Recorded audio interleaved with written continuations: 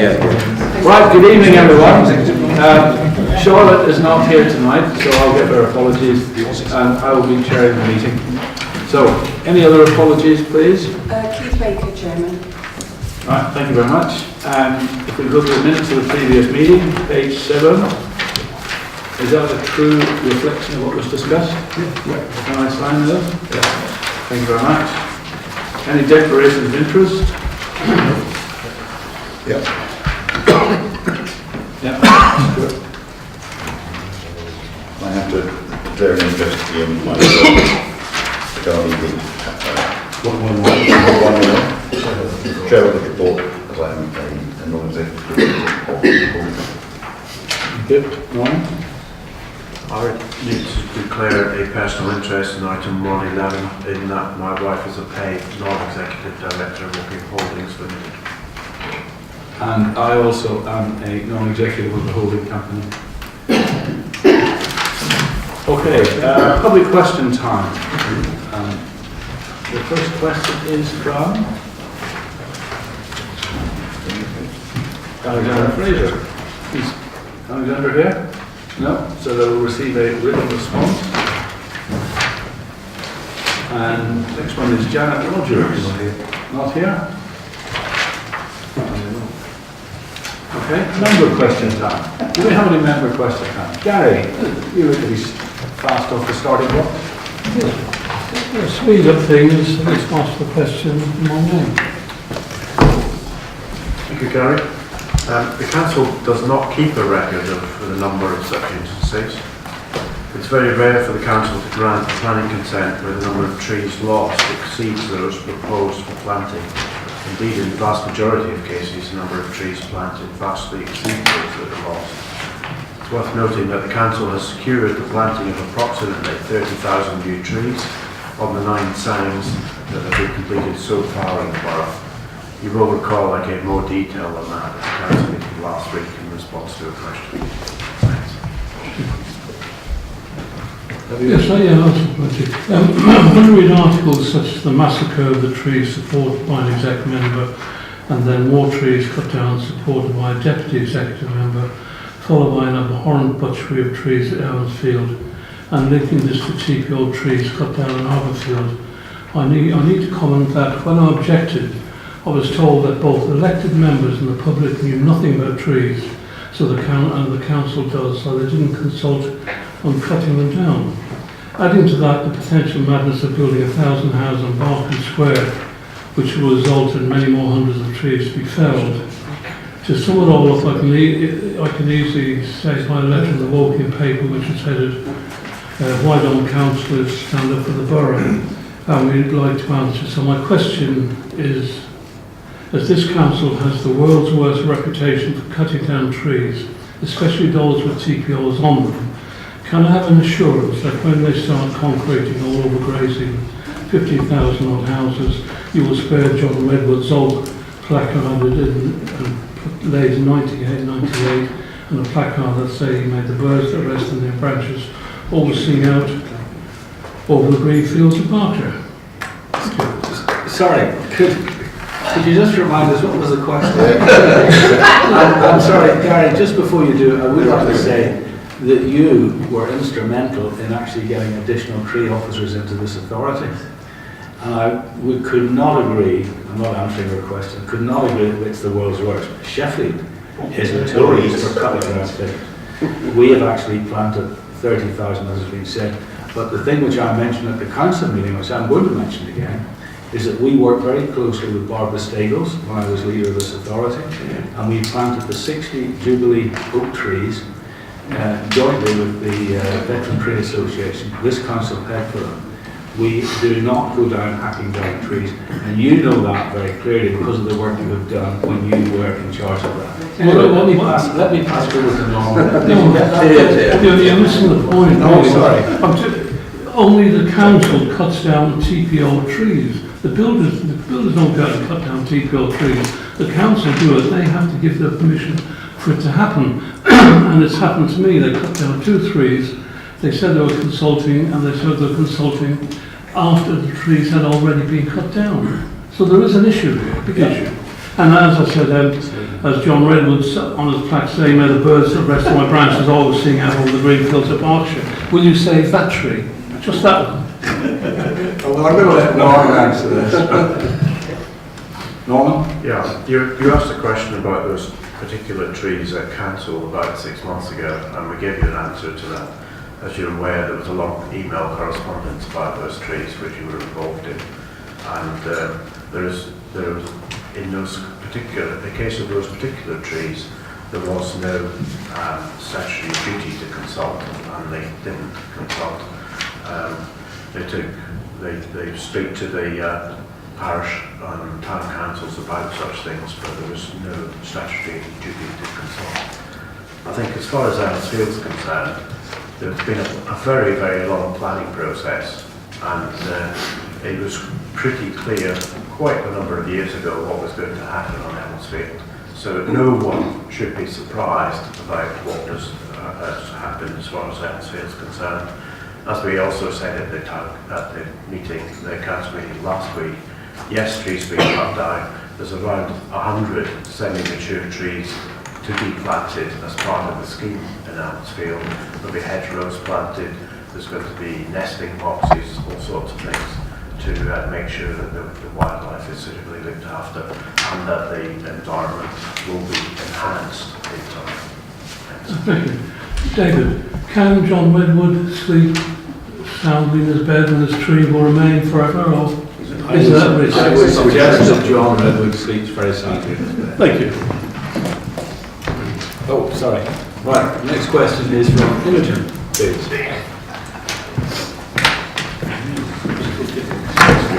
Good evening, everybody. Okay, I guess it's to you, isn't it? It is. What process is being put in place to ensure that the housing that WBC-owned companies are building is suitable for access by all users with mobility problems? This would include ensuring that there is step-free access, doorways that are wide enough for wheelchairs, bathrooms that are big enough for wheelchairs, and if the stairs are included, there should be enough room to install the stairs. Thank you. Thank you, Imogen. When this question came through to me, I was absolutely delighted that it actually came, because it's a question that's dear to, it's dear to my own personal life, because as you know, I'm disabled and I'm reliant on splints on both legs. So I can say that access is important to me.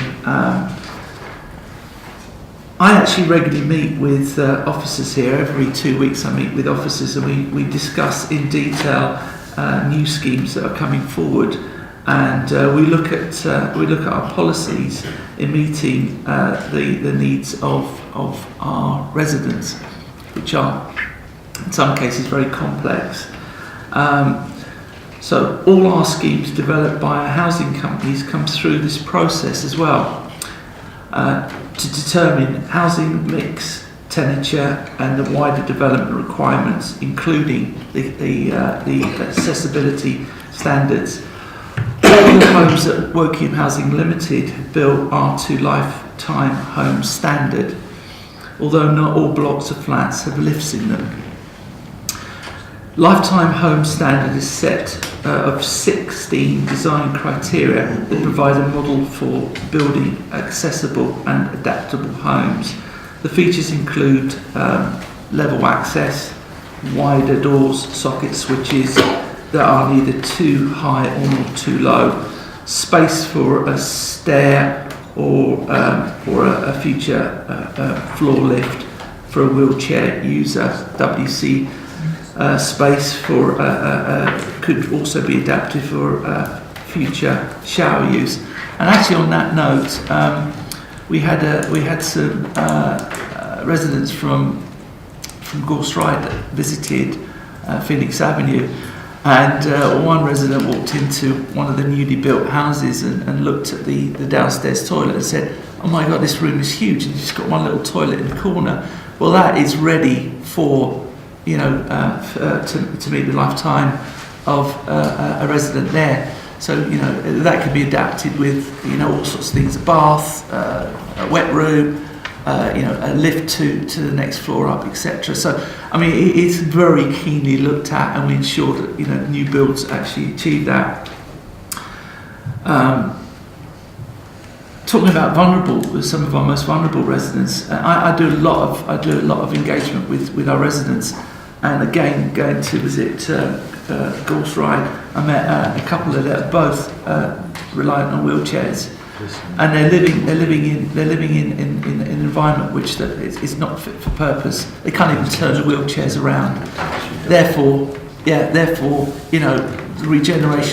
proposed regeneration of Gorse Ride will provide them with those 16 design criteria plus anything else that we can do to enable to enable their lives rather than to disable their lives.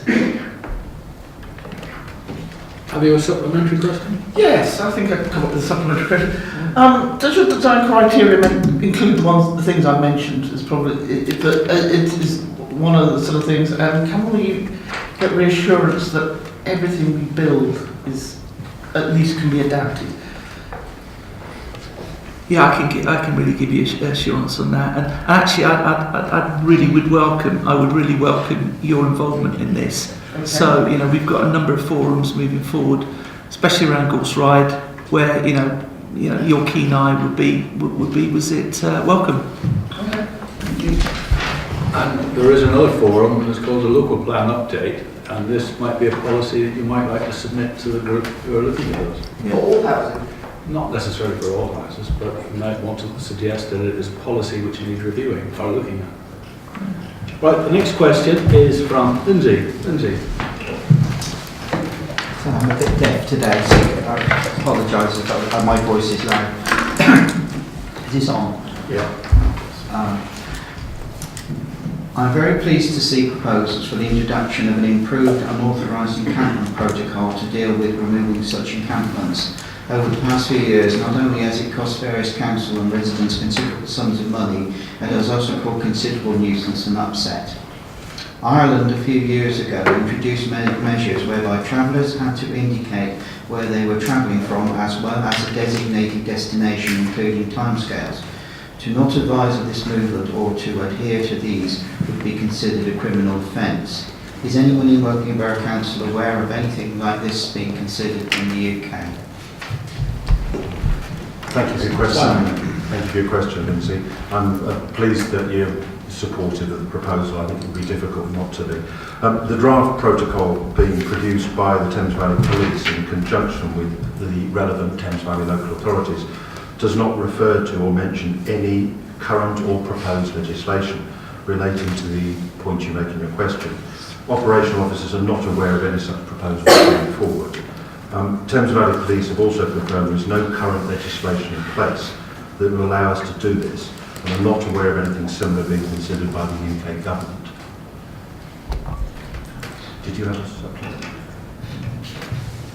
Maybe it's perhaps we should consider something and take a note of what happens in Ireland to learn. I have to say I'm slightly surprised that you should be promoting an idea that sounds to me like a restriction of freedom of movement of a minority. Yeah. Well, I appreciate how the encampments are a pain for local residents, but I really do hope that the revised approach we're having here, which gives us a greater amount of ammunition to address this, will actually mean that we can move such encampments on more quickly and also get a reputation for not being a location which would welcome such incursions. well, as I said, I supported and I'm pleased to see what was there. I sincerely hope the new linking with all the authorities helps. Okay, thank you. Thank you, Lindsay. Rochelle, you have a question for highways and transport? Yes. Who's answering that?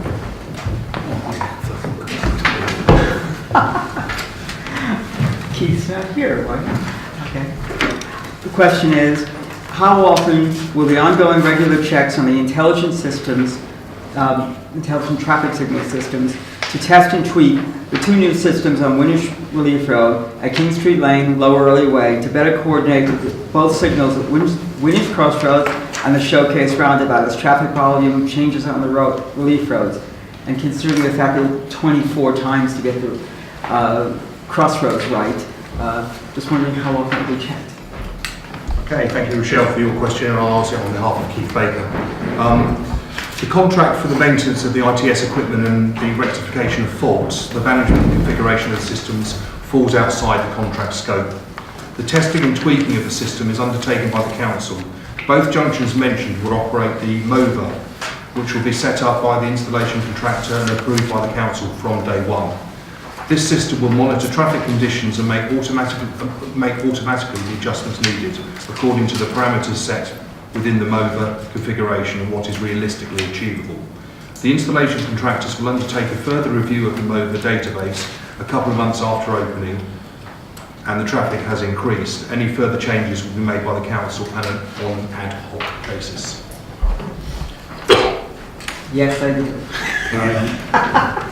Since you mentioned the MOVA system requires sensors in the road, and there have been no sensors placed on either King Street Lane or Lower Early Way that I've seen, nor on the Relief Road as well. I'm assuming you can't answer that. You're going to have to ask Keith, and he'll give me an answer, unless you'd like to answer that. I could answer it, but I probably wouldn't do a very good job, so we will come back to you on that. Okay, thank you. Right, thank you very much. We move to page 23, shareholders report with Julian. Thank you, Chairman. Shareholders report as detailed on pages 23 onwards, and I'm happy to take any questions. I think it's fairly straightforward. Any questions on that? No? So can we receive that? Yeah. Do you know the budget, monitoring division and update, 31st January? All those in favour? Thank you. And the next one is self-build, page 31. Am I going to do this one? Right, this is one I think is a good news item. This is something we've been trying to do for quite a while. Encourage self-building, and we're not talking here about self-building of mansions on sort of acres and acres of land, but self-build to actually help people get onto the housing ladder, doing the work themselves. And the first project is due to take place in Winners in this coming year. There's a budget being set aside for that. And really this one tonight is just to ask for two items to be approved, and that's to have a local connection test for Woking and Borough for self-built people. And what have we got here? That's on the register, and then the implementation date of the 1st of June 18 for the local connection test to be introduced for new and existing applicants. Are there any questions on this? Julian? Thank you, Chairman. It's just really a clarification point, really. What the sort of people that we're trying to help with this register? Well, I mean, really, as I think I indicated, we're trying to help people who cannot afford the market price of houses here, who have a desire to get involved with building themselves, and further details of that will be included in the local plan update when they have that. So this is not a scheme which is devised for people to build mansion houses. Any other questions at all? So all those in favour of the two recommendations, please. Thank you very much. And the next item is Neighbourhood Plan, page 41, St Nicholas Hurst. And I think this is me again. So basically, neighbourhood plans are very good things for actually allowing communities to get involved with what is being proposed to be developed in their areas. And Hurst has applied to do this neighbourhood plan, and they have to come through the council. We carry out a consultation with local residents and other interested parties to make sure that there are no particular problems with this. We have had very few responses back, and basically the report is us here. It is recommended the executive agree that St Nicholas and Hurst Parish is designated as a neighbourhood area. Are there any questions? Richard? Thank you, Chair. Just a small point of clarification. Does the plan provide entitlement for sale specifically to enable local development? Sorry, say that again? Does this plan provide entitlement for sale or encourage Okay, right. It doesn't entitle you to SIL, it entitles, which is the community infrastructure levy, or it is the contributions that developers make. It entitles the local community to get a percentage of that. And it entitles the local community to get 25% of any SIL which is attributable to development in that area. It's only for development in that particular area. Right, thank you. Mark? Yes, please. Thank you, Chair. If this is adopted, what are the implications for the local plan, and especially our local plan updates? A neighbourhood plan cannot override the senior plan, which would be the local plan when we bring it out and it's revised. What it does is it gives the community the ability to say and recommend where that housing should go, where businesses should go, etc. It cannot decide we're not taking any housing. That is not the objective of a local plan. Okay, thank you. Any other questions? So the recommendation is that the executive agree that St Nicholas and Hurst Parish is designated as a neighbourhood area, and hopefully they will get lots of 25%. All those in favour? Thank you very much. The next point is selection of preferred registered provider, page 51. Is this you, Richard? Yes, Chair, it's me. Okay, the selection of the registered providers was done through AHIG, as everybody knows. That's cross-party, apolitical, involves resident involvement in it as well. And after a rigorous application process and selection process, eight providers have been chosen,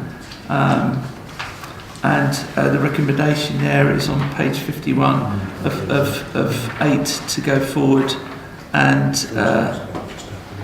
that's what I'm asking support for.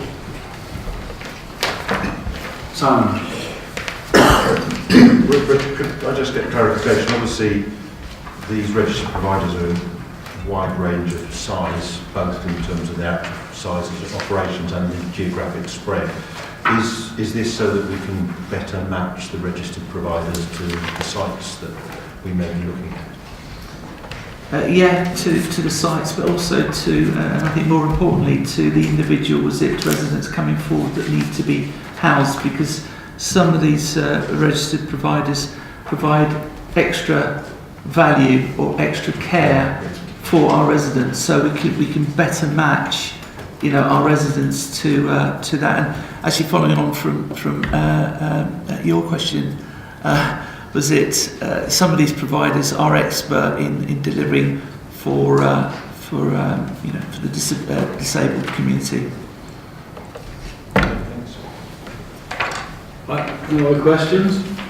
So the recommendation is on page 51 that the named people become the approved partners. All those in favour? That's unanimous, thank you very much. Page 57, foster care benefits. Mark, this is you. It is, thank you, Chair. This report and my next report are two of the most worthwhile and proactive initiatives that I've been involved with since becoming a councillor nearly 4 years ago. This policy will gift council tax exemption to our very own recruited foster carers, those recruited by us for us, and it delivers a positive public message that foster carers are massively valued and that our council is supporting local residents, meeting local needs. And it's also an amazing investment to save, as a newly recruited in-house foster carer saves us an incredible £450 a week per child. That's £235,000 per annum, as opposed to using an independent fostering agency, an IFA. So the recommendation is on page 58, and it asks you to approve the council tax exemption or a payment equivalent to a council tax exemption for in-house foster carers, and to approve the policy being amended to include the proposal, and to note that the costs are going to be funded from the savings generated. Thank you. Are there any questions? Simon? Yeah. So Do we believe this will help us to continue to ensure that the vast majority of children are fostered actually in the borough or nearby rather than at remote locations? Because obviously we presumably have to have a reciprocal arrangement with the Georgian authorities. This would presumably make it easier to keep these children away. Absolutely, this is all about recruitment and retention of our foster carers, and actually we've been really successful, and 97% of our foster carers, of our children in care in the last year have been placed in-house, so we just want to keep that momentum going. Thank you. But it's the message it sends out as well, it's a great message.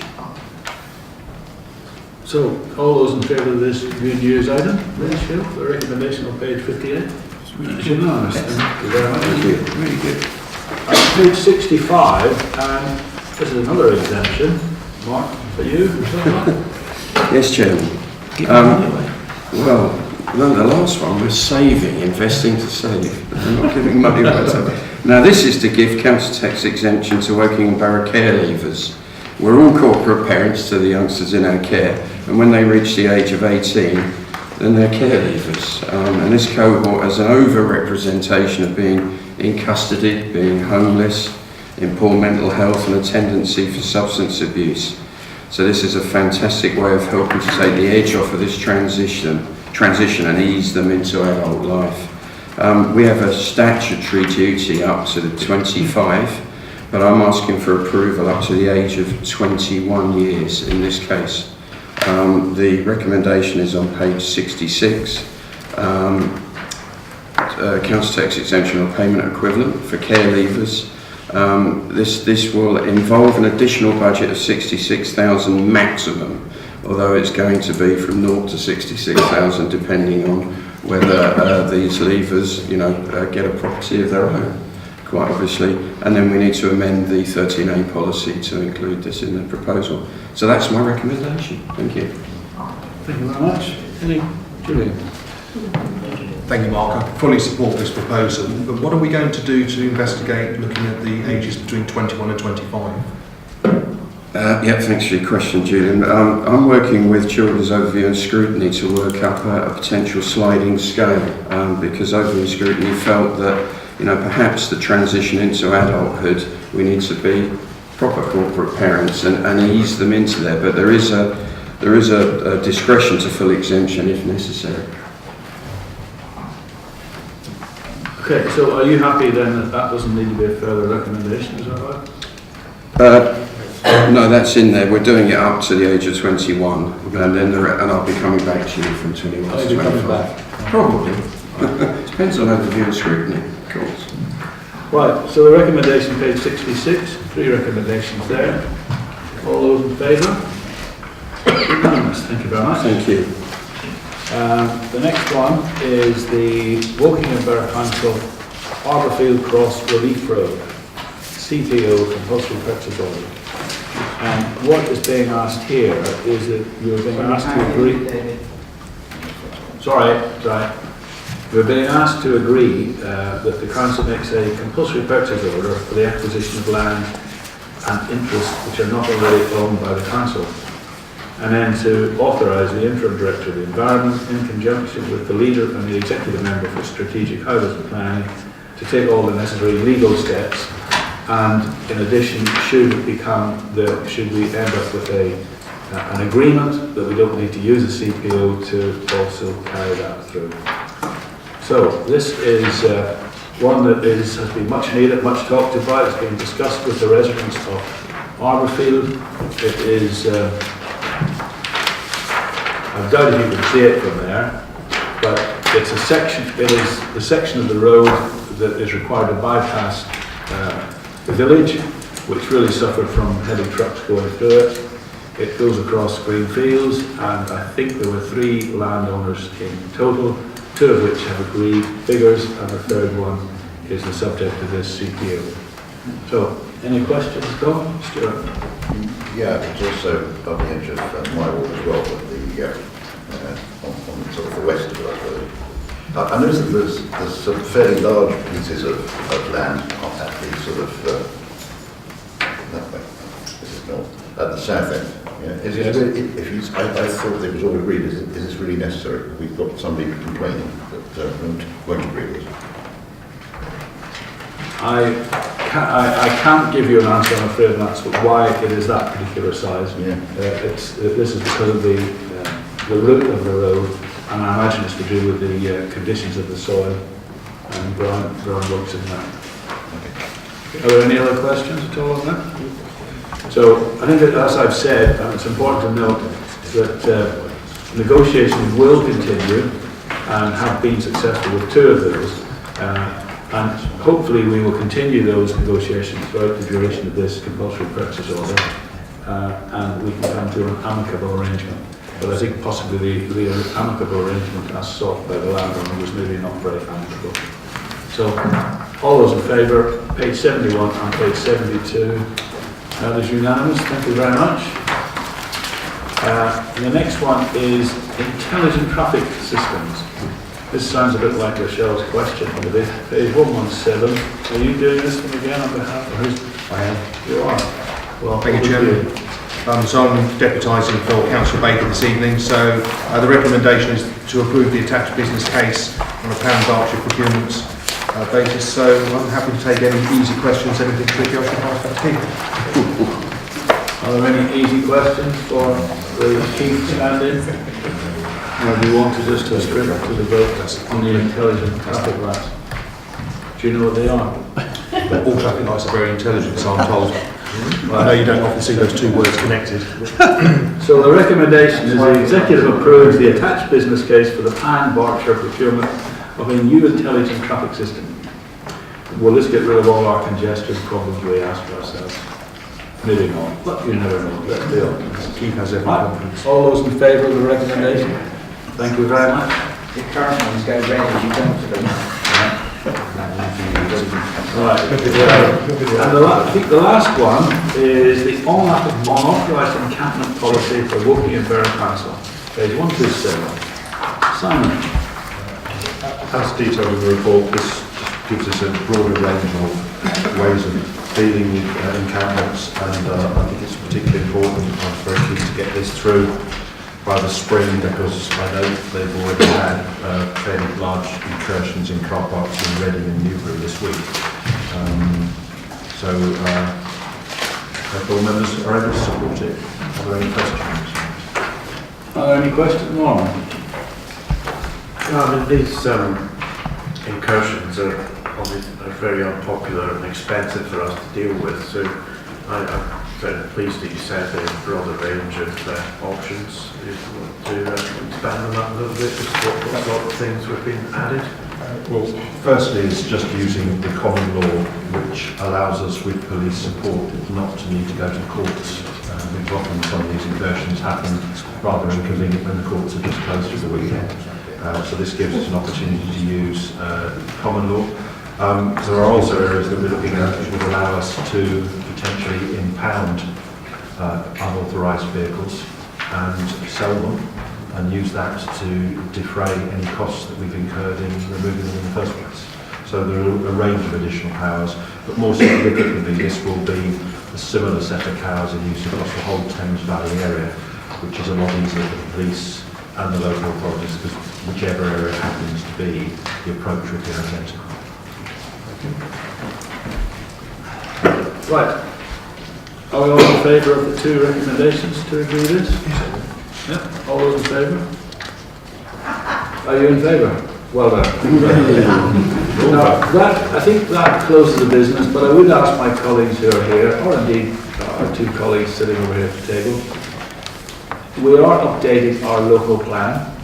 If there are policies that you believe need to be looked at, could you please formally let me know, or Ian Bellinger? Okay? Thank you very much, and that concludes this evening's business. Thank you.